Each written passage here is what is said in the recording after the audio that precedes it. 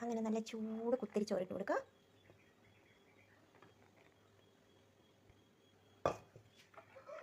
അരിനെല്ലിക്കയും വെള്ളമുളകും കൂടെ ഉപ്പിലിട്ടത്, കോവയ്ക്ക വറുത്തത്,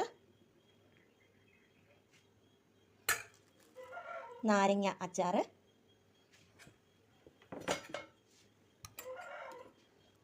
ഉണക്കമുളക് ചമ്മന്തി, വെളിച്ചെണ്ണ ഒഴിച്ച് പുളിയൊക്കെ വെച്ചത്,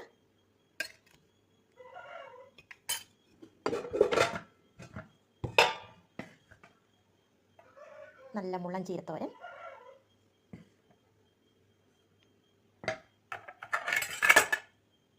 സിലോപ്പിയ മീൻ വറുത്തത്, മുട്ട വറുത്തത്, മീൻ പുളി വെച്ചത്.